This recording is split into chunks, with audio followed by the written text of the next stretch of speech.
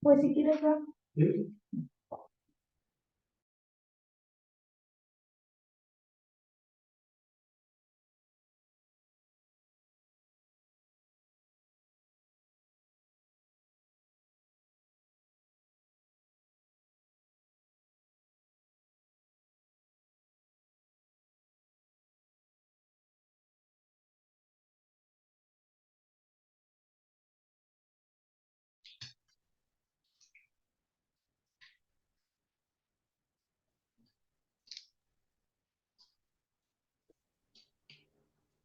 Hola, ¿qué tal?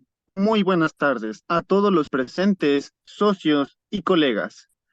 Claro, y a nuestro honorable presidium que nos acompaña en esta sesión académica, que tiene como nombre Manejo Integral de Heridas. De igual forma, siendo de festejo el día de hoy, 20 de diciembre del año 2023, nos encontramos en este evento para lograr la firma de un convenio de colaboración entre ambas asociaciones. Enhorabuena. El objetivo de toda colaboración es lograr el empoderamiento de la enfermería en todos los grados académicos y abogar por la capacitación continua, el desarrollo y la educación. Promover la difusión y divulgación científica de la investigación, claro, basada en las buenas prácticas y en evidencia científica, para impulsar el liderazgo de los y las enfermeras. Bien, a continuación, es de mi agrado presentar al gremio de enfermería que hace posible este magnate evento. Doctora María Isabel Mormol López, presidenta de la Asociación de Enfermería Comunitaria. Buenas tardes y bienvenida. Maestro Juan Daniel Suárez Máximo, coordinador de la Vocalía Internacional de México, de la Asociación de Enfermería Comunitaria. Bienvenido. Licenciado en Enfermería, José Alberto de la Cruz Mártir, presidente nacional de la Asociación Mexicana de Enfermería del Siglo XXI, AMENSI. Bienvenido. Profesional de Enfermería, Miguel Ángel Martínez Bravo, presidente estatal de la Asociación Mexicana de la Enfermería Siglo XXI, Ciudad de México. Bienvenido. Profesional de Enfermería, Aline Martínez Morales, presidente estatal de AMENSI, Puebla. Bienvenida.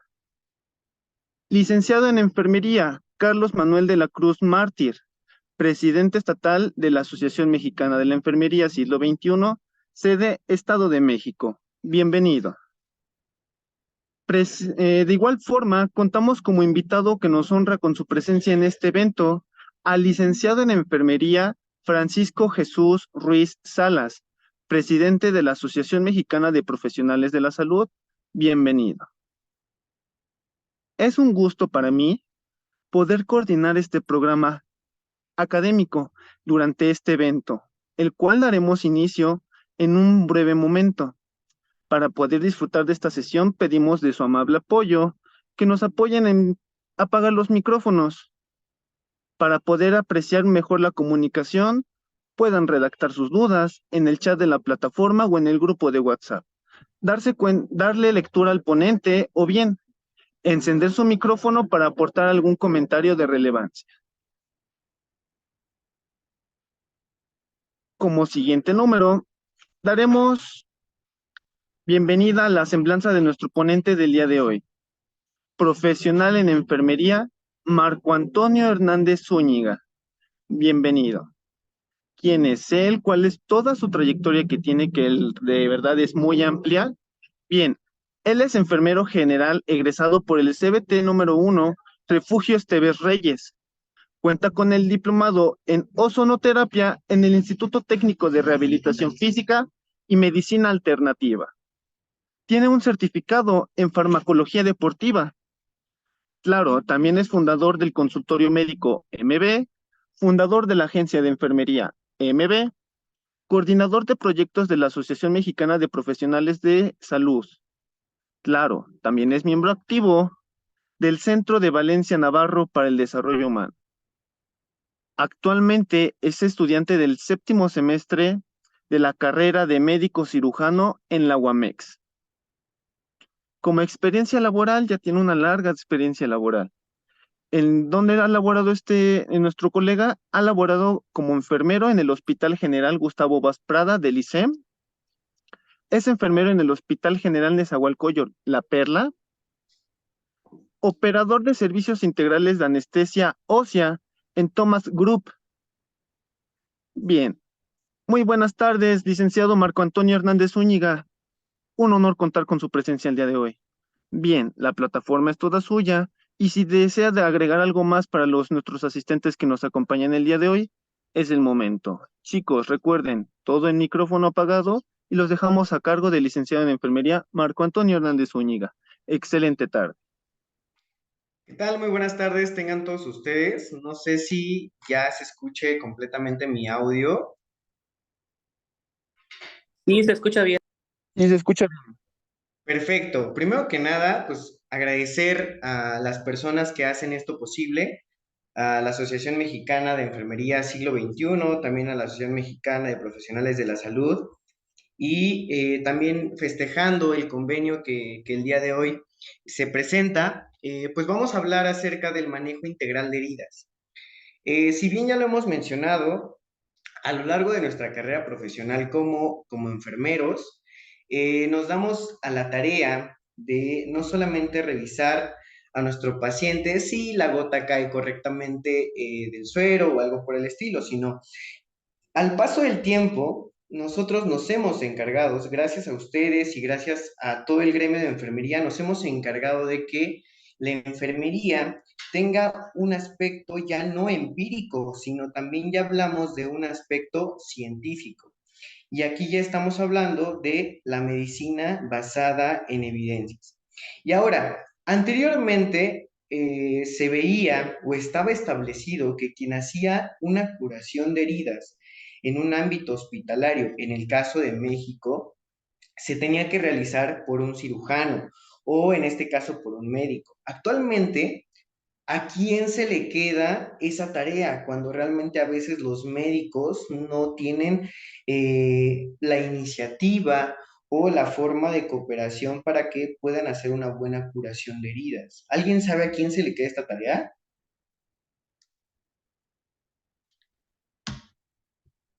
A los enfermeros.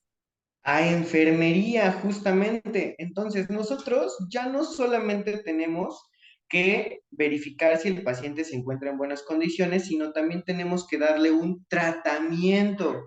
Si nosotros recordamos, una de las definiciones que tiene enfermería es cuidar, proteger, servir y estar propiamente a las atenciones y objetivos que puedas presentar para la mejoría de un paciente. Más sin en cambio, ¿qué creen? Actualmente, en este año 2023, prácticamente ya 2024, enfermería se empezó a encargar de muchos de los tratamientos médicos. Porque, por ejemplo, les voy a hacer una pregunta. ¿Quiénes se encargan de las diálisis en los pacientes con enfermedad renal crónica? ¿Los médicos o los enfermeros? Los enfermeros, ¿no?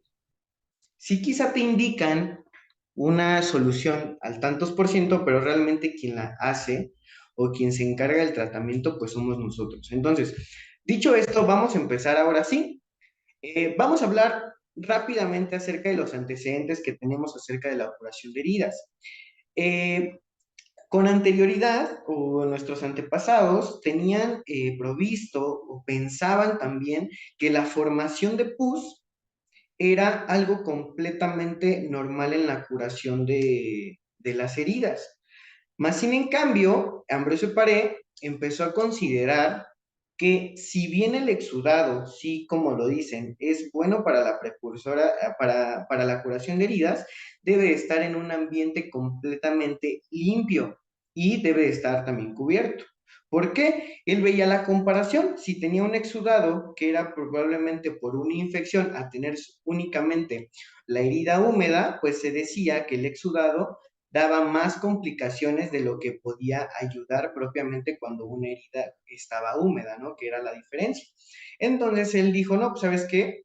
Vemos que esta solución es más factible, entonces empezaron a dejar más bien húmedas las partes de las heridas.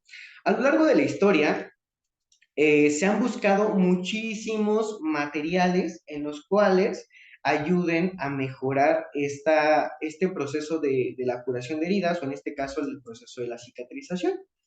Entonces, nosotros estamos viendo que utilizamos gasas, utilizamos también vendas, algunas veces también en algún momento de la antigüedad se empezó a utilizar miel, grasas de animales o algún tipo de algodón. Y entonces vamos viendo que conforme va avanzando una civilización, también van avanzando los métodos diagnósticos y también los métodos de tratamiento. Entonces, por ejemplo, vemos que en culturas como en Egipto, India y entre otros, se empezaron a desarrollar algunas preparaciones para la curación de heridas. Por ejemplo, se describieron los vendajes y los apósitos con indicaciones precisas para cada uno, porque recordemos que para este tiempo ya se tenían escritos de la toxicología que te decía que qué sustancia o qué componente de las plantas podía ayudar o no a la cicatrización. Y después de eso, lo que yo les mencionaba hace rato, el manejo de las heridas se vio descuidado por el personal médico y quedó a cargo buenamente de nosotros que somos enfermeros, ¿vale? Y entonces esto ha llevado a que nosotros como enfermeros hayamos empezado con terapias empíricas, pero que a lo largo del tiempo nos hemos dado la tarea de volverlas científicas. Entonces, siéntanse orgullosos porque nosotros ya no somos una rama empírica. El día de hoy, 2023, casi 2024 ya, nosotros podemos decir que enfermería es una profesión completamente científica dedicada al cuidado de los pacientes. Ahora, en la actualidad, el desarrollo de tecnologías, de apósitos y vendajes especializados junto con una evaluación holística de los pacientes con heridas ha permitido disminuir las complicaciones, reducir costos y mejorar las tasas de curación. Es fundamental para todo tipo de personal médico que estén capacitados en el manejo de heridas complejas, así sea un médico, así sea un especialista, aunque sea de oftalmología, sea el personal que sea, debe de estar completamente empapado en el conocimiento y en el manejo de una buena curación de heridas, porque esto va a permitir menos instancia hospitalaria para un paciente y obviamente una mejoría más rápida y efectiva. ¿Hasta aquí tienen alguna duda ya que vamos a empezar a hablar propiamente de las heridas?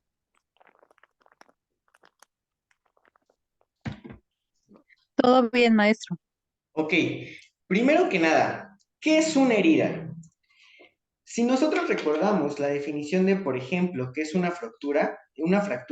Pues es la pérdida de la continuidad del hueso, ¿no? Por ejemplo. Pero ahora, ¿qué es una herida?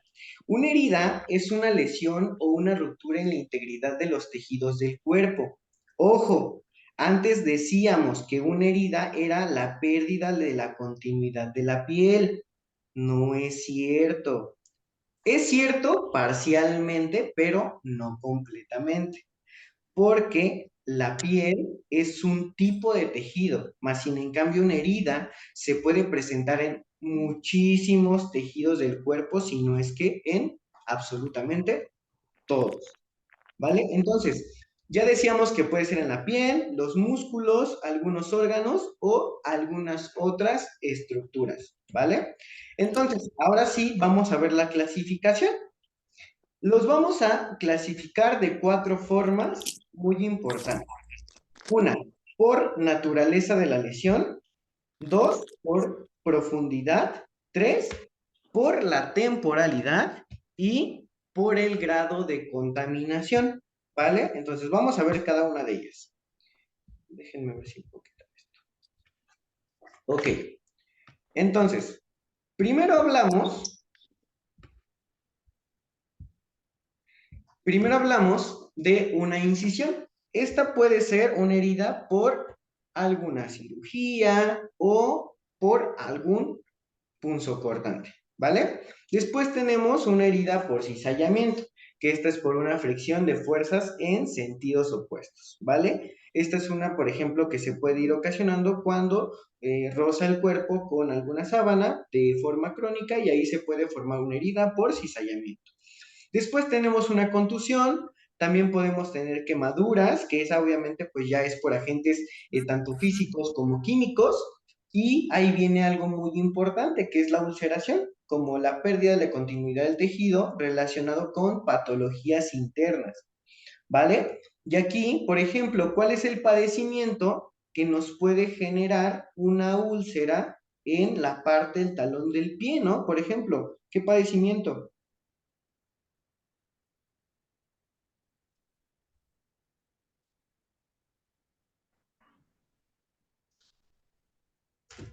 Pues, por ejemplo, Serían las lesiones ¿cómo? La Perdón. diabetes. Por en ejemplo, la la última diabetes. Perdón, ¿escuché?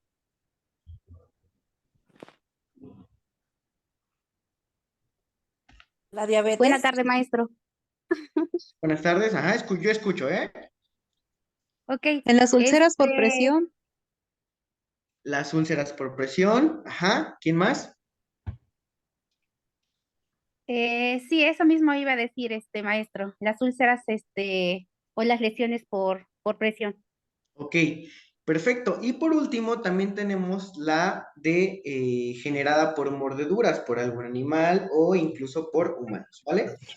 Entonces, ahora vamos a ver las heridas, pero por otro mecanismo, que en este caso es según la profundidad, ¿vale? Entonces, vamos a tener, por ejemplo, la excoriación, que esa solamente vamos a hablar desde la epidermis hasta la dermis. Vamos a tener también ya la profunda, donde ya no solamente hablamos de las capas de la piel, sino que ya llega hasta la parte del músculo. Después tenemos la penetrante, que también aparte de ser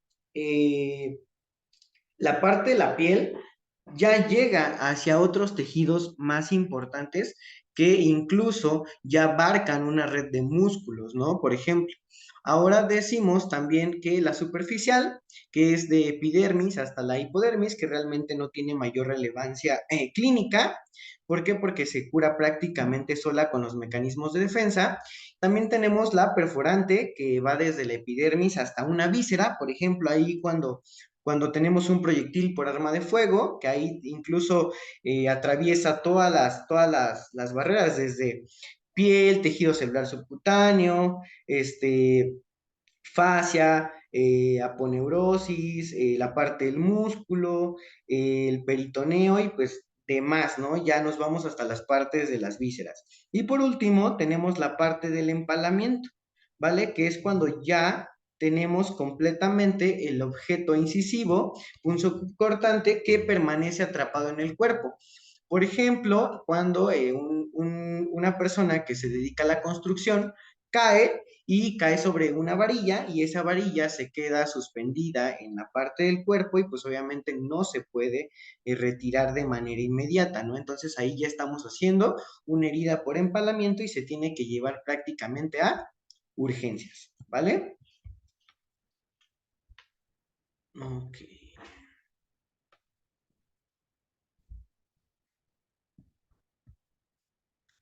Después vamos a tener estas heridas según la temporalidad y vamos a tener desde las agudas hasta las crónicas.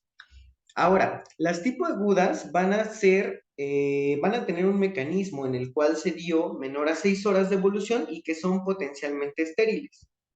Después vamos a tener una subaguda que es menor de 5 días de evolución, pero esta ya puede estar colonizada. ¿Qué quiere decir esto? Que ya puede tener un proceso infeccioso. Y ahora, si dura más de 5 días o de una semana, ya podemos decir que esa herida es completamente crónica y ya se está considerando que tiene una colonización mayor de bacterias. Ahora, una aguda se puede llevar a una subaguda y una subaguda se puede ir a una crónica, ¿vale?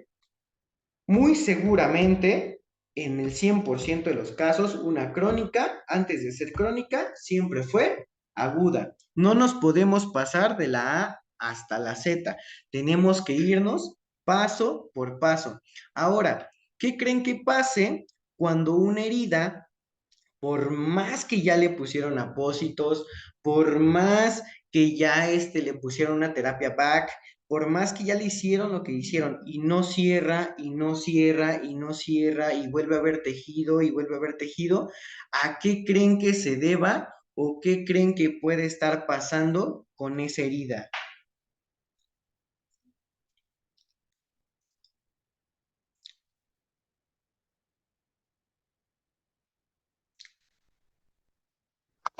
Porque está infectada. Bueno, ¿Alguien más? Una puede ser porque está infectada, sí, otra. bueno, puede estar ¿Cuál? asociada a pacientes con enfermedades metabólica como diabetes y que no esté controlado. Ok, ¿qué más? ¿Alguien más? Falta de perfusión tisular. Ajá. ¿Y eso cómo se le llama también?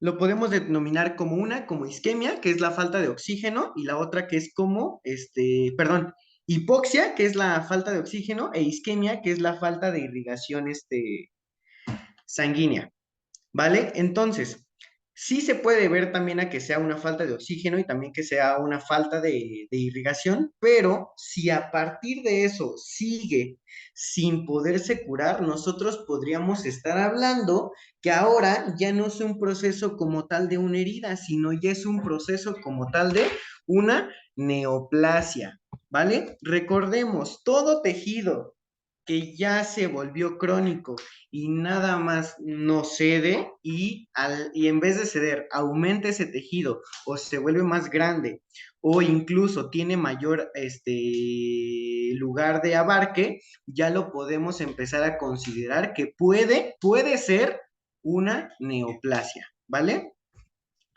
Ahora, vámonos con lo siguiente. Ahora, vamos a ver la clasificación de heridas según el grado de contaminación. Vamos a tener heridas que son completamente limpias, como una herida desinfectada y en ausencia de inflamación, que no tiene como tal acceso al tracto respiratorio, gastrointestinal o genitourinario y hay un riesgo de infección en el 2%. Esto puede ser cualquier tipo de cualquier tipo de cirugía o incluso alguna herida normal, pero que no abarque como tal alguna víscera que se puede considerar o que genere materiales de desecho.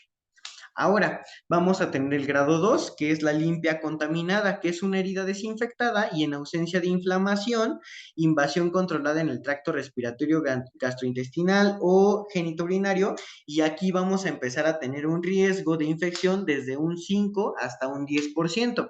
¿Y cuáles son los procedimientos que nos pueden generar una herida limpia contaminada? Lo puede ser, por ejemplo, una laparoscopía o incluso también la colocación de un catéter Tenkov, ¿no? Que es un catéter propiamente para diálisis, ¿vale? Ahora, vamos a tener ya el grado 3, que es la herida donde ya se empieza a considerar que ya está contaminado. Ahora, ¿qué quiere decir esto? Que ustedes ya incidieron o ya están dentro de la parte gastrointestinal, genitourinario o respiratoria. Entonces aquí ustedes ya van a empezar a presentar un riesgo de infección de un 15%.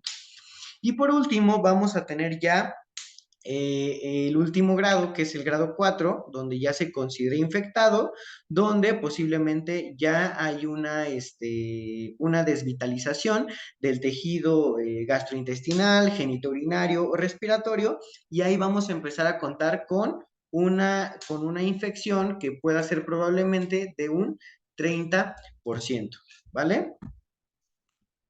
Hasta aquí, chicos, ¿tienen alguna duda, pregunta?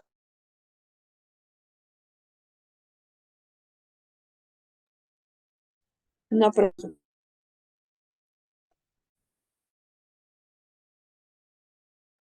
No, muchas gracias. Ok, perfecto. Entonces vamos a continuar.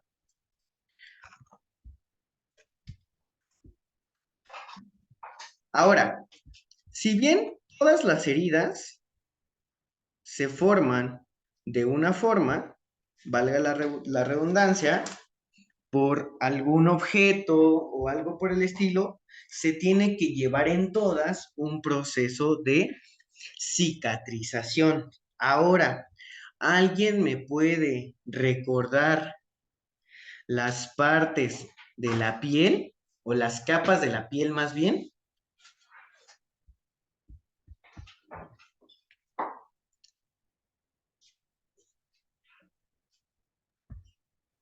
A ver, Les yo doy. maestro, Ok, es a ver. es epidermis, dermis e hipodermis o tejido celular subcutáneo. Ok, perfecto, bien. Entonces, cuando nosotros tenemos una herida en la parte de la epidermis, estamos hablando que solamente nos vamos a estar llevando la primer capa de la piel. Entonces, esa herida no tiene mayor problemas. Después vamos a la parte de la hipodermis, ¿vale? Bueno, de la epidermis e hipodermis, que es donde ya empezamos a tener tejido conjuntivo tanto laxo como tanto tejido conjuntivo denso. Y vamos a tener otros 4 tipos de tejido conjuntivo especializado. ¿Y cuáles van a ser estos? Tejido conjuntivo hematopoyético. Entonces estamos hablando tanto de la sangre como tanto de los vasos sanguíneos en general. Después vamos a tener también el tejido conjuntivo especializado que es óseo, que podemos tener hueso, también la parte del, ay, se me fue, del tejido adiposo y también el tejido del cartílago, ¿vale? Entonces, Si nosotros llegamos a presentar una herida a esa parte del conjunto del tejido conjuntivo especializado, nosotros vamos a empezar a ver que esa herida puede ser desde aguda hasta la parte crónica. ¿Por qué? Porque el proceso de cicatrización va a ser más largo y va a ser más complejo. ¿Por qué? Porque recordemos que la capa de la epidermis únicamente tiene tejido epitelial, ¿vale? Entonces, ese tejido epitelial obviamente se va a formar de manera más rápida que cuando llegamos a la parte del tejido conjuntivo laxo y denso, donde ya tenemos tanto fibras de colágeno como fibras de tejido conjuntivo especializado, ¿vale? Entonces, primero, cuando se origina una herida, primero vamos a activar una cascada de coagulación y el primer paso que se va a generar es la hemostasia. ¿Por qué? Porque si bien se genera una herida, nosotros tenemos que controlar la hemorragia que se presenta en esa herida. ¿Y cómo se llama a parar el sangrado en una herida o a contener el sangrado? Lo denominamos hemostasia. ¿Y cómo podemos hacer la hemostasia? Únicamente lo podemos hacer con presión o con algunas sustancias que nos puedan ayudar a que se genere el coágulo de mejor manera. Ok, pregunta para todos. ¿Qué estudios de laboratorio es importante pedirle a mi paciente que tiene una herida crónica? ¿Tiempos de coagulación? Tiempos de coagulación, esa es una. Otra, algo aún más Biometría importante. hemática. Dramática. Biometría hemática. ¿Quién dijo biometría hemática y por qué dijo biometría hemática?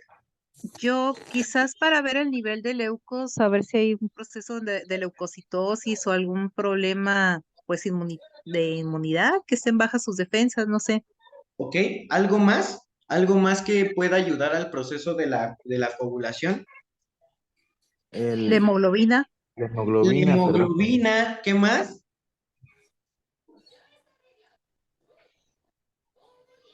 ¿Qué más? ¿Qué más puede El, presentar? el Los proceso infeccioso en la tiempos. herida. Las plaquetas, perfectamente. Las plaquetas, ¿por qué? Porque las plaquetas nos van a empezar a ayudar a hacer propiamente el coágulo. ¿Con qué otra proteína? ¿Cómo se llama la otra proteína?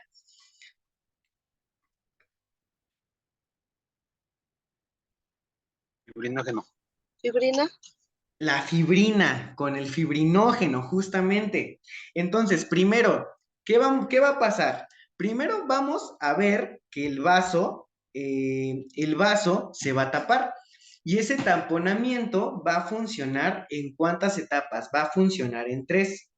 Primero, ¿qué va a pasar para que se lleve ese taponamiento? Va a haber una cascada de coagulación propiamente y que va a ser un activador de la protrombina. Después, el activador de la protrombina le va a decir a la trombina, le va a decir, oye, ya estás lista para que tú te puedas convertir en trombina. Y ahora, esa trombina va a actuar como enzima para convertir el fibrinógeno en fibras de fibrina. Y ahora, esa fibrina va a formar red de fibras propiamente y va a atrapar a ¿quiénes? Va a atrapar a las plaquetas. Y entonces, en conjunto, se va a formar el coágulo. Y ahora sí vamos a tener células sanguíneas y el plasma, que son los que van a formar el coágulo. Hasta aquí, ¿tienen alguna duda de cómo se forma el coágulo?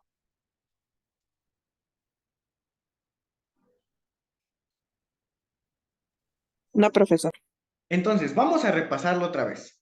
Tenemos una fuga por un vaso sanguíneo. Entonces, primero vamos a hacer que se active la cascada de coagulación y se va a liberar la protrombina. Después esa protrombina se va a formar en trombina y después esa trombina va a convertir el fibrinógeno en fibras de fibrina y esa fibrina va a ser fibras donde va a atrapar a las plaquetas y ahora sí, en conjunto con células sanguíneas y aparte el plasma, van a formar la parte del coágulo. ¿Hasta aquí tienen alguna duda?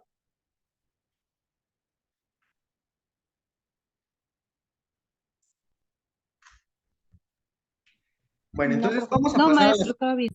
vamos a pasar a la segunda fase de inflamación. Ahora, si yo les había dicho que en la parte de la coagulación era muy importante los tiempos de coagulación y también la parte de las plaquetas, ahora en la parte de inflamación y proliferación, ¿qué tipo de estudio me va a ayudar a determinar si se está llevando por buen camino o no?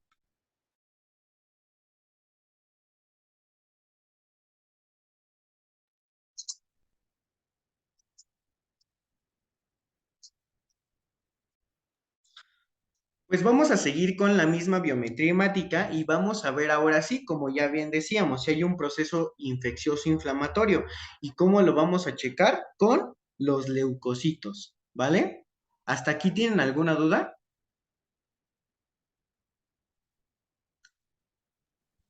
Si tenemos una inflamación que es de tipo aguda, las células que se van a encontrar principalmente alteradas o altas van a ser los neutrófilos, ¿vale?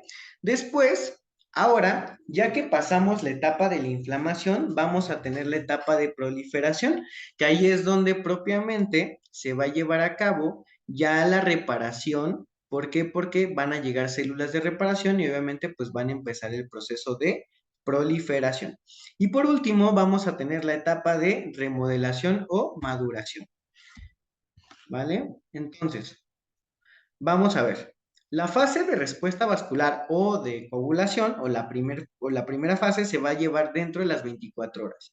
La segunda fase, que es donde llegan los neutrófilos y los macrófagos y limpian la herida, es la fase de inflamación y va a durar desde 1 día a 2 días. Después vamos a tener que llegan los fibroblastos y van a formar colágeno, ya puede ser del tipo 12 u 11, y van a reemplazar el tejido que se perdió y eso va a ser parte de la fase de proliferación. Y por último, vamos a tener a los queratinocitos, que son los que se van a encargar de formar las últimas capas de la piel y ahora sí darle un proceso como tal de cicatrización. No está activo. Pero ¿cómo me hago de aquí? Me saco de aquí, ¿cómo me saco?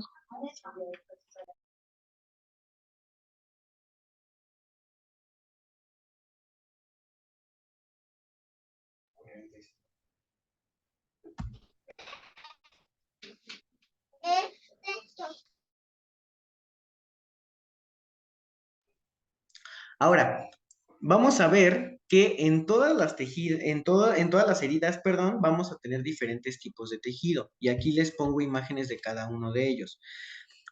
Uno, el tejido de granulación, que es esta parte de acá, que se alcanza a ver más rojita. Después vamos a tener el biofilm de fibrina naturalizada, que se va a encontrar como tipo húmeda. Después vamos a tener el biofilm, que es de tipo bacteriano. Y después vamos a tener ya los grados de necrosis. Una que es de fibrina desnaturalizada. Vamos a tener también la parte húmeda, donde también se van a generar esfacelos. Vamos a tener necrosis seca en placa, como esta que se ve en la parte de acá derecha, y también vamos a tener un hematoma disecante, que va a abarcar diferentes tipos en la capa de la piel. También vamos a tener el tejido graso, y por último, la parte del epitelio, que le estaría dando culminación a la parte de la cicatrización. Ahora, para llevar a cabo una curación de heridas, primero tenemos que hacer una preparación del lecho de la herida. Y lo vamos a denominar por unas siglas que se llaman TIME. Entonces, vamos a ver que la T corresponde al tejido y ahí es donde vamos a tener el control del tejido no viable. ¿Y ahí qué es lo que vamos a hacer? Vamos a hacer un debridamiento si es que existe necrosis o algo por el estilo. Después vamos a ver la I, que es de infección. Vamos a ver el control de la inflamación gracias a que nosotros limitemos el proceso infeccioso. ¿Y cómo se va a llevar a cabo eso?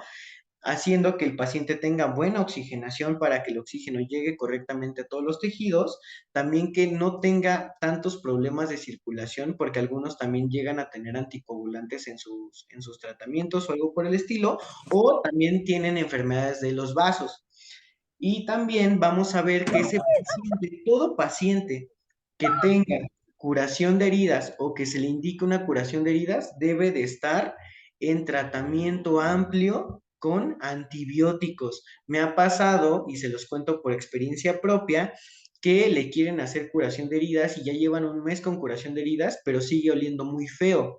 Y tú empiezas a hacerles una valoración completa y te das cuenta de que ese paciente no ha recibido ningún tipo de antibiótico en todo el tratamiento en las curaciones de herida. Entonces, es importante que esté el tratamiento completo, nutricional y farmacológico. Después vamos a ver el grado de humedad que corresponde al moisture, que es la M, que es el control de exudado. Ahí, ¿cómo lo vamos a hacer? Vamos a controlar con apósitos la parte de la humedad. Hay algunos apósitos que te generan mayor humedad y hay apósitos que no te generan humedad. Por ejemplo, ¿cuáles son de esos? Uno, la gasa completamente estéril, ella no te genera ningún tipo de humedad. Más sin en cambio hay otros tipos de apósitos que sí te generan humedad y que ayudan propiamente a la parte de la cicatrización. Y por último vamos a tener el edge, que es el borde, que vamos a ver ahí la estimulación de los bordes epiteliales, y ahí es donde nosotros vamos a colocar sustancias activas para favorecer el proceso de cicatrización. Por ejemplo, una pomada muy famosa que utilizamos aquí en México es el Quitocel. Después vamos a tener dos tipos de curación, una tradicional y una curación avanzada. La curación tradicional se refiere al uso de apósitos de baja tecnología, como las gasas, son únicamente para cubrir y proteger, y no involucran sustancias activas que interactúen en el microambiente de la herida. Por el otro lado, la curación avanzada se refiere al uso de apósitos con sustancias activas que ahora sí interactúan con el microambiente de la herida. Ahora, podemos tener dos tipos de apósitos, unos que son de tipo de contacto directo y hay unos que son de tipo de contacto indirecto. Ahora, vamos a ver algunos tipos de apósitos, que son los alginatos. En este caso, los alginatos se producen a partir de algas pardas formando un gel de calcio y este se intercambia por el sodio en la herida y se absorbe 20 veces su peso, que en este caso es ideal para rellenar espacios muertos, por ejemplo, en el caso de una úlcera. Y aquí vamos a tener abundante exudado. ¿Y dónde las podemos hacer? En heridas superficiales y profundas, heridas infectadas y debridamiento autolítico. ¿Cuáles son las ventajas? Absorbe el exudado de las heridas y permite el intercambio de gas. ¿Y cuáles son las desventajas? Que requiere de un apósito transparente que lo cubra y que puede hidratar las heridas con exudado mínimo y también puede causar dolor al removerlo, pero la única contraindicación es que está contraindicado en quemaduras de tercer grado, donde debe cambiarse completamente diario. Y por ejemplo, aquí tenemos el algicite, el Aquacel y el Silvercel. Y después vamos a tener las esponjas, que estas esponjas también nos van a ayudar, no solamente como apósito solo, sino también van a ayudar de otra manera con algunos mecanismos que utilizamos, como por ejemplo las terapias de vacío. Y aquí vamos a tener el polímero de poliuretano hidrofílico que proporciona aislamiento térmico y permite el intercambio gaseoso. Este va a generar moderado exudado y lo podemos utilizar en heridas superficiales y profundas, también con heridas infectadas y también cuando existe una protección más allá, ¿no? Ahora, ¿cuáles van a ser las ventajas? Que son no adherentes, se puede cambiar absolutamente diario y hasta 7 días. Además, tiene una adecuada dispersión del exudado. Por último, que no se recomienda o cuáles son las desventajas, es que se utilice en heridas cavitadas porque puede deshidratar las heridas con exudado mínimo. Entonces ahí, en este caso, cuando tengamos una herida cavitada, necesitamos un apósito que tenga un exudado de tipo mayor. ¿Y cuáles son los ejemplos? El Levin y el Thiel. Ahora, vamos a hablar también de los hidrocoloides, que es la combinación de materiales como las gelatinas, que ya hablábamos, por ejemplo, de las presiones coloidosmóticas, donde hablábamos de las proteínas, también las pectinas y elastómeros, también los policarbometilcelulosa, perdón, y que son altamente oclusivos y son una superficie adherente que son impermeables a las bacterias. Entonces aquí no vamos a tener prácticamente exudado y las vamos a poder utilizar en heridas superficiales, profundas y en heridas que requieren humedad y tejido de granulación con debridamiento autolítico. Aquí, ¿cuáles van a ser las ventajas? Que vamos a reducir el dolor completamente, altamente van a ser oclusivos, se acopla ampliamente a la herida, se puede hacer un recambio hasta 7 días después de haberla colocado, y crea una barrera contra las bacterias y los contaminantes. ¿Cuáles son las desventajas? Que puede dejar residuos en la superficie de la herida y no está recomendado en heridas infectadas y no tiene exudado abundante o heridas con trayectos fistulosos. Ahora, ¿qué puede pasar? Puede promover una infección por agentes que no necesitan del oxígeno para sobrevivir y esto a su vez puede promover un exceso de tejido de granulación y el olor se confunde con un olor como si el paciente tuviera infección. ¿Y cuáles son los apósitos que podemos ver aquí? El Duoderm o el Tegasol.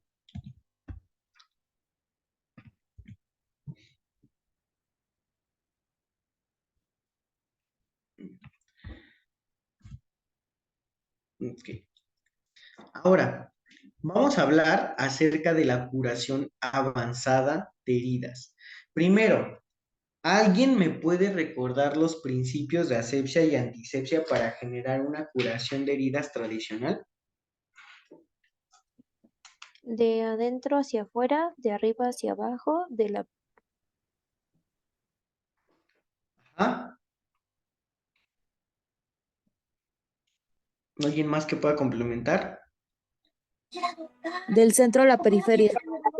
¿Sí? Lo limpio con lo limpio y lo sucio con lo sucio. Lo estéril con lo estéril, ¿no? Ok, entonces, una vez sabiendo los principios de asepsia y antisepsia, nosotros tenemos que ver que una curación avanzada de heridas no quiere decir que tú no hagas una curación tradicional, quiere decir que la vas a agregar al tratamiento de una curación tradicional. Entonces, ¿qué vamos a hacer aquí? Vamos a generar una curación tradicional con lo que ya sabemos, vamos a colocar un apósito y posteriormente a eso vamos a empezar a hacer una curación avanzada de heridas. Y ahora, ¿cómo se llevan a cabo esas curaciones avanzadas de heridas? Una, puede ser por terapia de presión negativa, que en este caso es por vacío, y esta técnica se implica el uso de un sistema de vacío para promover la cicatrización de heridas y se coloca un apósito especializado sobre la herida y se aplica presión negativa controlada, lo que ayuda a eliminar el exceso de líquido, promover la formación de tejido de granulación y reducir la infección. Entonces, ya tenemos a nuestro paciente con tratamiento nutricional, lo tenemos bien nutrido, lo tenemos bien corregido de la glucosa, tenemos una hemoglobina menor a 6.5, una hemoglobina glucosilada menor a 6.5. Y ahora tenemos la insulina la estamos manejando de la mejor manera y las presiones arteriales también se encuentran de manera normal o óptima. Entonces ahora podemos decir que ya podemos utilizar todo esto. ¿Por qué? Porque nos va a ayudar a que esa cicatrización se lleve de la mejor manera. Después vamos a tener también la terapia de oxígeno hiperbárico y en esta técnica el paciente es colocado en una cámara de presión elevada donde se le suministra oxígeno puro al 100%. El aumento en la presión y la concentración de oxígeno promueve la cicatrización de heridas al mejorar la oxigenación de los tejidos y estimular la formación de nuevos vasos sanguíneos, que era como lo que yo les decía con anterioridad. Primero, hay que ver que el paciente no nos caiga en hipoxia tisular y tampoco en isquemia, porque una vez que ya pasa isquemia, ahora sí podemos pasar a un evento que se puede denominar como necrosis por la muerte del tejido. Y ahora vamos a ver también la terapia con factores de crecimiento. Y aquí se utilizan preparaciones tópicas o inyectables que contienen factores de crecimiento como el factor de crecimiento epidérmico o el factor de crecimiento derivado de las plaquetas, que era lo que ya lo habíamos visto para la formación del coágulo. Y estos factores promueven la proliferación celular y la formación de tejido de granulación y así aceleran el proceso de la cicatrización. Ahora, también podemos utilizar sustitutos dérmicos. Los sustitutos dérmicos son productos diseñados para reemplazar temporal o permanentemente la piel dañada o ausente. Pueden ser de origen biológico o sintético y pueden proporcionar una estructura tridimensional que favorece la migración de células y la formación de nuevos tejidos. Por ejemplo, ¿en qué tipo de pacientes podemos utilizar un sustituto de piel o en este caso un sustituto dérmico? En pacientes quemados. En pacientes quemados, exacto. Y también por último vamos a ver la terapia con láser, que algunos tipos de láser, como el láser de baja intensidad, se utilizan en el cuidado de heridas para estimular la cicatrización. Y en este caso, el láser emite una luz de baja intensidad que puede mejorar la microcirculación y en este caso reduce la inflamación, promueve la proliferación celular en la herida y obviamente pues con eso ayuda a que se forme la cicatriz y por ende la herida cierre completamente. Y entonces, ¿cuál es el dispositivo back? Este es el dispositivo back. Si se dan cuenta del lado izquierdo, estamos formando un sellado hermético en el cual se colocan esponjas que están en contacto directo con la parte de la herida y a su vez el back hace una terapia de presión al vacío, lo que genera que no exista tanto exudado y por lo tanto no haya proliferación, en este caso, bacteriana, o si le existe, prácticamente le está absorbiendo. Hasta aquí. ¿Tienen alguna duda de cómo se debe de hacer una buena curación de heridas y cómo hacer el mantenimiento integral de una herida? Sé que quizás se ve un poquito rápido, pero pues prácticamente es lo que nosotros podemos alcanzar a ver en la parte hospitalaria. Hasta aquí. ¿Tienen alguna duda o pregunta? No, profesor. Oh, gracias.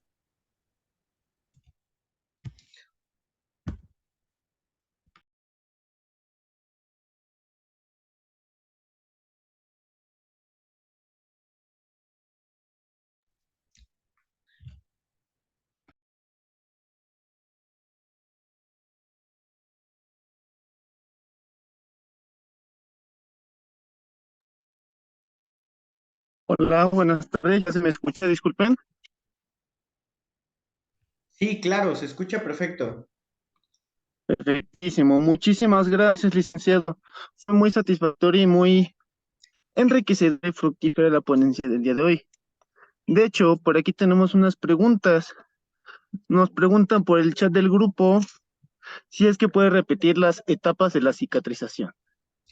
Claro que sí, vamos a regresar a la diapositiva, pero como yo les mencionaba, primero tenemos que empezar con la fase de coagulación, ¿vale?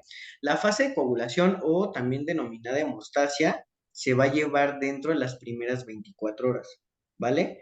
Ok, miren, si bien nos fuimos rápido, quiero mencionarles que la coagulación depende de muchos factores. Depende de factores tanto físicos como fisiológicos. ¿Qué quiere decir esto? Que puede ser que la coagulación esté determinada porque quizá tenga yo una hemorragia activa. Dos, o porque yo tenga procesos patológicos los cuales generen que yo no tenga una buena coagulación, ¿vale? Y de ahí decíamos que era importante tomar los tiempos de coagulación. Ahora, pasamos a la segunda, a la segunda parte de aquí de la primera fase. Una vez que se empieza el proceso de coagulación, primero tenemos la parte de la protrombina. Esa protrombina que va a ser liberada por la sangre, o más bien se va a ser transportada por la sangre, va a llegar hasta la parte del vaso o en esa zona y se va a formar la trombina. Después la trombina va a actuar con el fibrinógeno y en conjunto van a formar la fibrina, ¿vale? Después, una vez que se forma la fibrina va a formar redes y esas redes de fibrina lo que van a hacer es que vaya una plaqueta como si fuera una mosca y hagan de cuenta que las redes de fibrina son como las redes de una telaraña. Entonces, viene la plaqueta que ya decíamos que era la mosca, se pega a la parte de las redes de la fibrina y ahora se va a empezar a formar la parte del coágulo. Ahora, ¿qué pasa cuando nosotros tenemos un paciente con una hemorragia? Pues obviamente como pierde factores de coagulación, también pierde fibrinógeno. Por lo tanto, está la trombina ahí, pero no hay fibrinógeno. Por lo tanto, no se puede generar fibrina. Entonces, aparte de darle una transfusión, también se le puede colocar fibrinógeno. ¿Para qué? Para que en conjunto con las plaquetas, ahora sí, ya se pueda generar el taponamiento, o en este caso el coágulo, y ahora sí, ya pasamos a la fase 2, donde ya hay una fase inflamatoria, donde ya llegan las células de defensa, como los leucocitos, que decíamos que los primeros en llegar son los neutrófilos, que son los que te hablan de una inflamación aguda, y posteriormente los macrófagos, que son los que se dedican a limpiar la herida. Y este proceso dura desde un día hasta 2 días. Posteriormente a eso vamos a tener la fase de proliferación, que es donde ya llegan los fibroblastos y se forman colágeno para reemplazar el tejido perdido. Y por último ya tenemos la fase de remodelación o de maduración, donde los queratinocitos ya forman las partes restantes de la piel, o en este caso la nueva epidermis o la nueva piel. No sé si quedó un poquito más claro. Perfectísimo, a mí me quedó clarísimo, licenciado. Espero que a la personita, al chico que tenía esta duda, le haya quedado resuelto. De todos modos, queda grabada la ponencia para una futura visualización. Muchísimas gracias, licenciado. Bien, queremos extenderle una cordial felicitación, no por parte solamente del gremio de bueno, del gremio de las asociaciones, sino también por parte de los ponentes. Nos dice el doctor Gerardo, muchísimas felicitaciones, excelente tema. Nos dice por aquí Luz García, muy bien, excelente tema. Y por aquí en el chat de WhatsApp nos mencionaban que es importante hacer hincapié del uso de la terapia avanzada de la curación de heridas, ya que como bien lo mencionó, es un tema de suma importancia y es responsabilidad de nosotros, los enfermeros. Sí, el médico te podrá decir qué tipo de patología tiene el paciente, qué tipo de, si es que tiene alguna coagulopatía, nos lo va a hacer mencionar, pero es de nosotros saber el tratamiento integral de avanzado de una herida. Nos dice por aquí Teresa, la de Teresa, nos comenta, muy buena tarde, agradezco su aportación a la enfermería, es una parte importante de muchos procesos. Nos menciona por aquí Melanie, muchísimas gracias y muy bien explicado. Nos dice por aquí Mercado, muchísimas gracias, no queda ninguna duda. Y le manda un cordial saludo el doctor Gerardo. Un saludo, doctor. Muy bien, creo que tenemos muchas felicitaciones y muchos agradecimientos. Bien, pues sin más por el momento, continuando un poco con el número, vamos a hacer la entrega de la presente constancia al licenciado en enfermería, al licenciado en enfermería, Marco Antonio Hernández Zúñiga. Bien, por parte de la Asociación Mexicana de la Enfermería del siglo XXI, con el lema Una mirada hacia el futuro de la enfermería, otorgamos la presente constancia en colaboración con la Asociación de Enfermería Comunitaria al enfermero general Marco Antonio Hernández Zúñiga, por su participación con la sesión mensual académica con el tema Manejo Integral de Heridas, celebrada el día de hoy, 20 de diciembre del año 2023. Bien, continuando por el programa académico, vamos a presentar el siguiente número. Listo, perfecto. Vamos a hacer presentación del convenio de colaboración. Bien, como siguiente número del programa, vamos a presentar un acto conmemorativo ante la Asociación de Enfermería Comunitaria y la Asociación Mexicana de Enfermería del siglo XXI, AMENCI. Para ello, pedimos al maestro Juan Daniel Suárez Máximo, coordinador de la Vocal Internacional de México de la Asociación de Enfermería Comunitaria, que nos pueda brindar algunas palabras sobre este convenio. Adelante. Hola, muy buenas tardes. ¿Puede escucharme? Sí, se le escucha perfecto, licenciada. Perfecto. No sé qué pasa con mi cámara que no puedo prender, pero en nombre de la doctora Maribel agradecemos mucho que hayamos llegado a este término de la parte de nuestro convenio con la Asociación Mexicana de Enfermería del Siglo XXI. Estamos muy agradecidos que nos hayan abierto las puertas y por ende haya permitido la firma del convenio. Esperamos que con este lleve a cabo grandes proyectos para el nuevo año que se nos apertura. Asimismo, en nombre de la doctora Maribel y en nombre del doctor Ramón, responsable de asuntos internacionales, y en nombre de todo miembro de AEC, estamos muy agradecidos y esperamos que este apoyo por parte de nosotros hacia ustedes y viceversa sea un gran logro para el próximo año. Muchas gracias. Muchísimas gracias por tan bonitas palabras, licenciado. Y verá que este convenio, esta firma de convenio va a ser en favor al empoderamiento de todo el gremio de enfermería.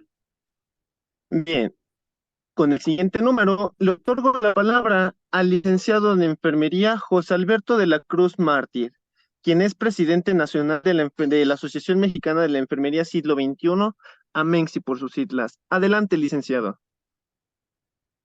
Hola, ¿qué tal? Muy buenas tardes. ¿Me pueden confirmar si me puedo escuchar bien? Se le escucha perfecto. Ok, perfecto. Pues buenas tardes a todos los presentes de esta sesión académica. Un saludo con aprecio a la doctora María Isabel Mármol López, presidenta de la Asociación de Enfermería Comunitaria, y por supuesto un saludo al maestro Máximo, coordinador de la Vocalía Internacional de México de la Asociación de Enfermería Comunitaria. De igual forma, permítanme extenderles un mensaje de bienvenida para la firma de este convenio. Este es un momento que se convierte en un escenario idóneo para poder formalizar el trabajo que durante meses pues, se han venido desarrollando entre ambas asociaciones y que además pues, nos permita contar con acciones conjuntas para poder lograr un objetivo en común, que es prácticamente empoderar al gremio de enfermería. Tengan con certeza que los objetivos que estamos planteando en este convenio es poder trabajar de manera conjunta, lograr la educación continua en los diferentes grados académicos en enfermería. Esto es con la finalidad de poder reforzar lo que se ha estado trabajando en gestiones anteriores durante la MENSI. La educación indiscutiblemente pues, va a ser la base fundamental para poder lograr trascender y empoderar todo el profesional del cuidado. Por ello es que celebramos en esta tarde la firma de este convenio, los socios de ambas partes, delegados, presidentes estatales, muchas gracias por estar aquí presente, subtitulados, hallaremos la forma y los espacios de poder colaborar y que la aplicación del conocimiento pueda trascender hacia las necesidades de la salud de toda la población con un cuidado fundamentado, científico y pues evidentemente holístico. Agradecemos también a la Asociación de Enfermería Comunitaria por permitirnos trabajar mano a mano y de forma conjunta para poder beneficiar aspectos de ambas partes, para poder lograr fortalecer los avances en los estudios y poder abogar por la capacitación continua para el desarrollo y la educación. Se pueda promover la difusión y la de esta investigación, podamos impulsar el avance de las prácticas basadas en evidencia científica y proyectar promoción a la salud e impulsar el liderazgo de las enfermeras y los enfermeros. Relativamente a la conformación de este convenio, pues nos va a permitir que sigamos trabajando en el pro de la enfermería y poder generar espacios para la formación de recursos humanos. No nos presta más que agradecerles de su asistencia a todos los que estamos hoy conectados en la tarde a este conmemorativo evento y agradezco la atención al maestro Juan Daniel por permitirnos trabajar juntos mano a mano. Muchas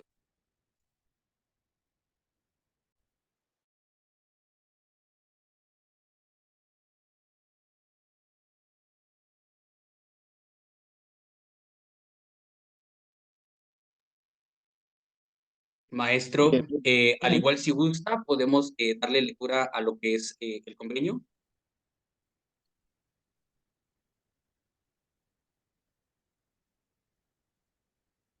Ok, bueno, Esto en consideración dentro del convenio de colaboración entre la Asociación Mexicana de la Enfermería Siglo XXI, que por sus siglas es reconocido como AMEXI, y la Asociación de Enfermería Comunitaria AC. Este convenio de colaboración que se celebra por una parte de ambas asociaciones, siendo representante el licenciado de enfermería, su servidor José Alberto de la Cruz Mártir, mayor de edad, por su carácter de presidente de la Asociación Mexicana de la Enfermería Siglo XXI.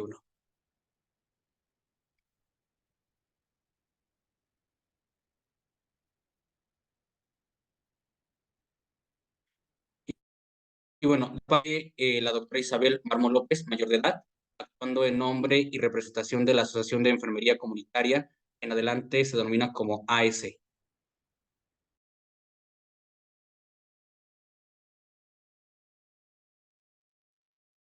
Bien, dentro de las declaraciones que nosotros estamos corroborando en el convenio por parte de la Asociación Mexicana de la Enfermería Siglo XXI, siendo una asociación civil sin ánimos de lucro, integrada en su mayoría por profesionales de enfermería, entre ellos siendo estudiantes, pasantes, auxiliares y licenciados en enfermería, cuyo objetivo es lograr el empoderamiento de sus niveles académicos, auxiliares de enfermería, técnicos en enfermería general, licenciados en enfermería y profesionales en formación, fortalecer los avances en los estudios en el que se encuentran y abogar por la capacitación continua para el desarrollo de nuevas propuestas de mejora en pro a la educación, promover la difusión de buenas prácticas basadas en evidencia, divulgación científica, en investigación e impulsar el liderazgo de las y los enfermeros.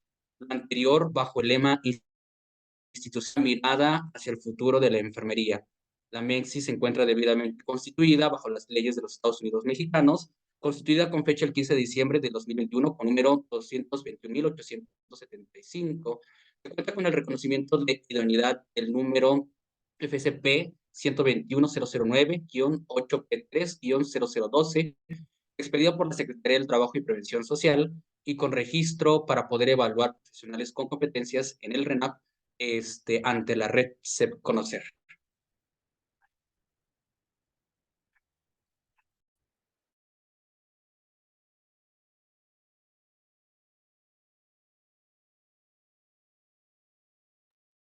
Si gusta, continúo yo.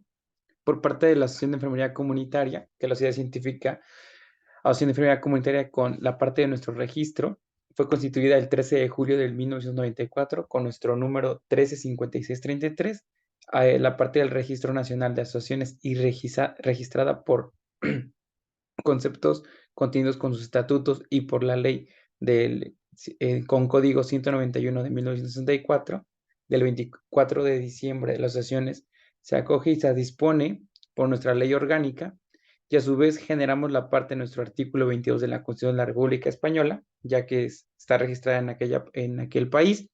Entre sus fines tiene como propósito promover la enfermería familiar y comunitaria, contribuyendo a elevar el nivel formativo y científico de sus asociados y fomentando las relaciones con la ciudadanía y con otras organizaciones profesionales, tanto nacionales como internacionales, que este es el caso, así como colaborar con las universidades, organismos e instituciones en la formación y en el desarrollo de profesionales y de sus miembros agregados.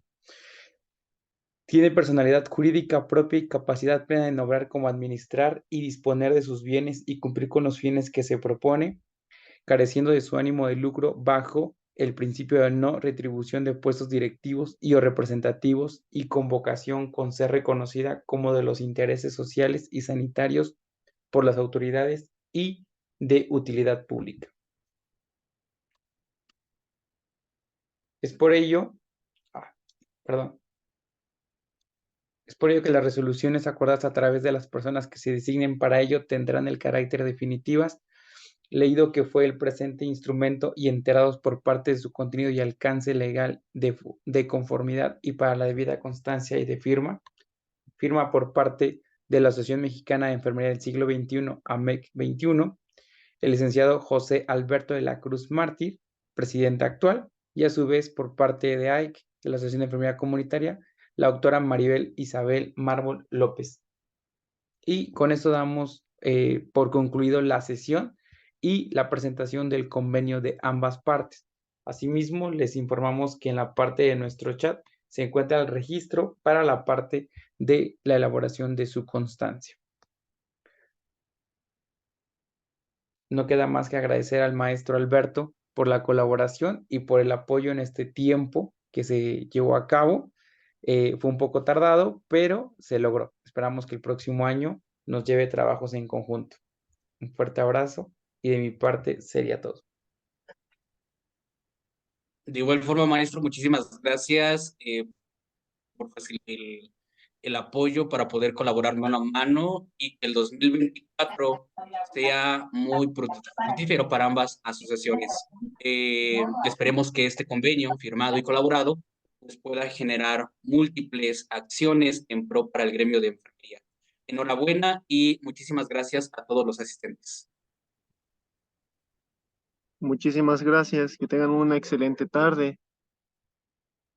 Para finalizar, damos el agradecimiento a todos los y las asistentes enfermeras que nos acompañan en esta tarde, en esta firma de convenio celebrada hoy 20 de diciembre del año 2023 por parte de la MENCSI y por parte de Asociación de Enfermería Comunitaria.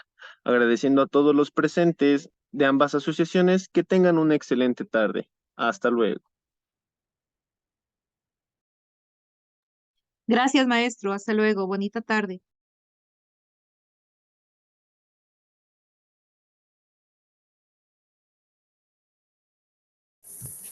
Bonita tarde, todos.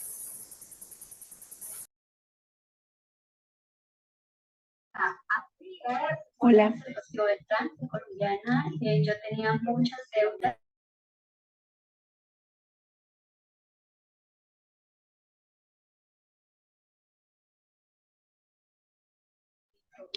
Hola, ¿cómo mandan la constancia? Soy una mujer de 53 años, bien.